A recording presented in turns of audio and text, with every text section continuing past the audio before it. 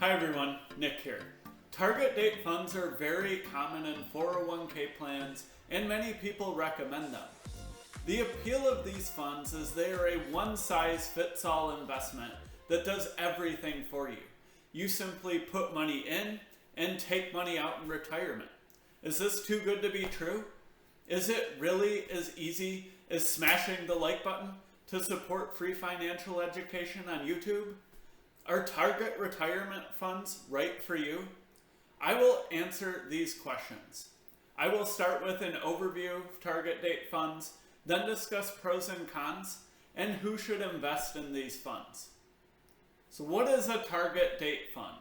A target date fund is actually a fund of funds. You can invest in a single target date fund and they will spread your investment across other funds. Target date funds will have a target retirement date in the name of the fund. So let's say you're 30 and you want to retire when you're 60. You could pick a target retirement fund 30 years from now. That would be the 2060 target date fund. Let's take a look at that fund from Vanguard. This fund has about 90% in stocks and 10% in bonds. It invests in 4 of Vanguard's index funds, 54% in the total US stock index, 36% in the total international stock index, 7% in the total US bond index, and 3% in the total international bond index. Between these funds, they collectively hold over 10,000 stocks and thousands of bonds from governments and corporations around the world. It is an extremely well-diversified global portfolio. The target date funds will rebalance for you and adjust your risk exposure as you near retirement. This is because when you're young, you can generally take much more risk. You have a long investment horizon to recover from a potential market crash. As you approach retirement, you probably want less risk when you go to cash out. Target date funds manage this by something they call the glide path.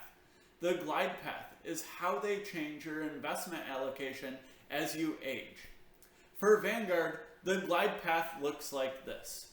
The graph shows the allocation to the different index funds in the target retirement fund and how they change over time.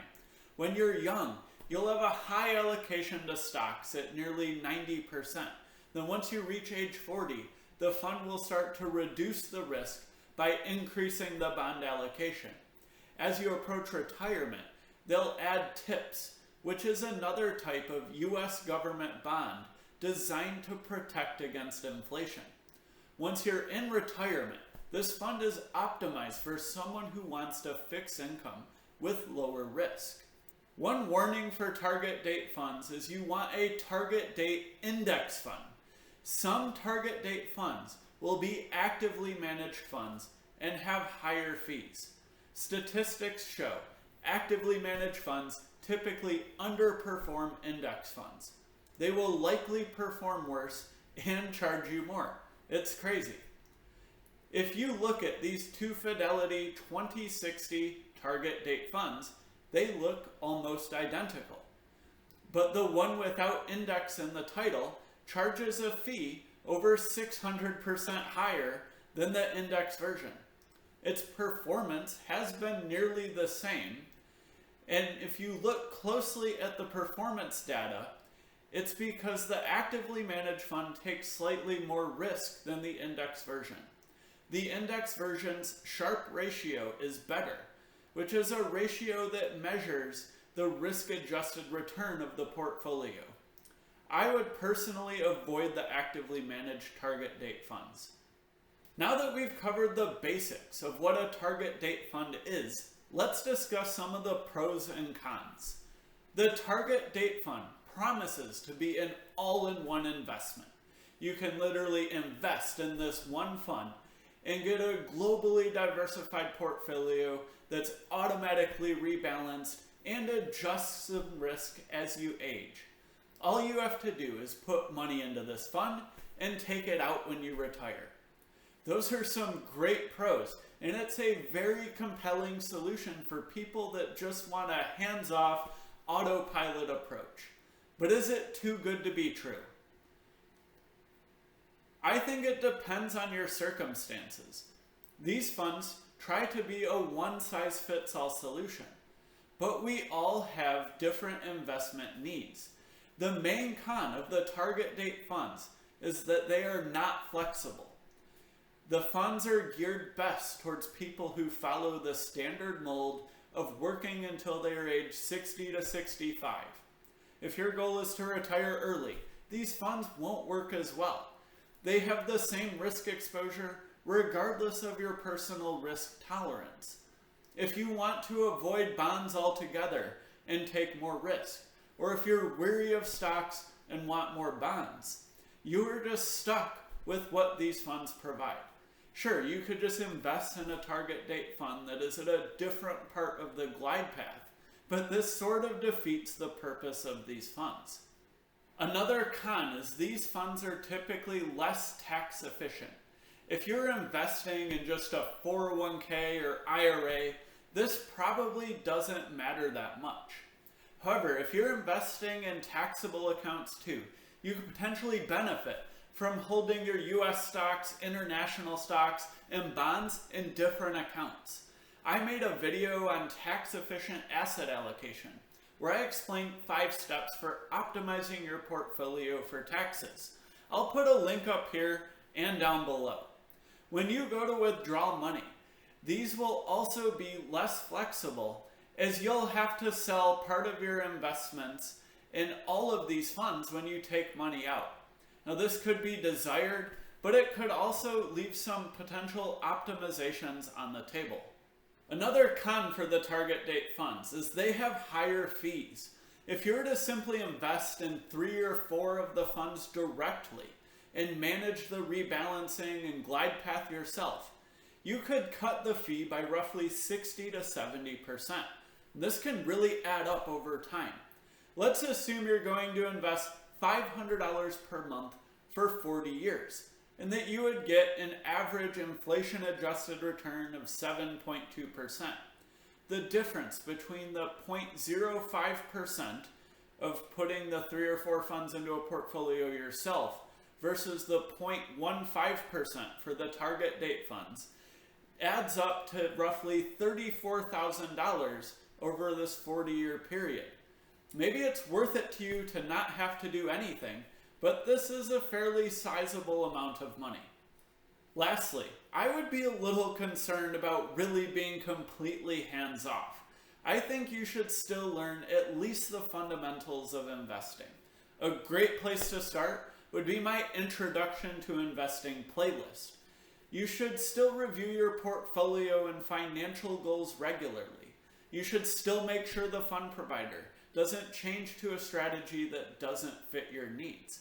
It would be negligent to truly set it and entirely forget it. You can still be aware and invest in target date funds, but these funds could lead people towards ignoring their investments entirely. I think target date funds are great options for people who want to be less involved and who are happy with the default allocation of these funds. I also think it's one of the best ways to get started in a Roth IRA or 401k. When you're just getting started, you may get analysis paralysis deciding which funds to invest in and how much to allocate to each fund. Your main focus should probably be on increasing your income. If you're looking for tips on how to do this, I just made a video sharing 6 tips to double your income. You can slowly learn more while you start out with the target date fund. Once you're more confident and understand more, you could tailor your portfolio to meet your needs and optimize it for tax efficiency. You can always sell the target date fund later, especially if you're investing in a tax-advantaged account like an IRA or 401k. You shouldn't have tax consequences when trading the fund in later in these types of accounts. If you want to learn more about tax-advantaged accounts, I also made a video detailing them. which I'll link up here and down below. I got started by using a target date fund. I then learned more about investing, asset allocation, and financial independence. I don't think target date funds are good for people pursuing financial independence. My portfolio is now the 3-fund portfolio, which is very similar to a target date fund, but it doesn't have the main cons of the target date funds. It's a little more involved, but it's more efficient and better matches my financial goals. I made a video on asset allocation and the 3-fund portfolio, which I'll link up here and down below. If you're going to invest in the target date index fund, emphasis on index fund, I think Vanguard, Fidelity, and Schwab have great options. I would be happy with any of them, but I prefer the Vanguard funds slightly. An alternative to target date funds that will manage rebalancing for you is M1 Finance. They have a concept called pies that let you pick different stocks or ETFs to put in your portfolio, then what percentage of your portfolio you want in each of them. You can pick the ETF version of the Vanguard funds that are in the target date funds, and then set your pie to mirror that target date fund. This will get you a lower expense ratio, but M1 Finance will provide the tool to automatically rebalance. If you open an M1 Finance account and deposit $100, you can get a $30 bonus with the link below.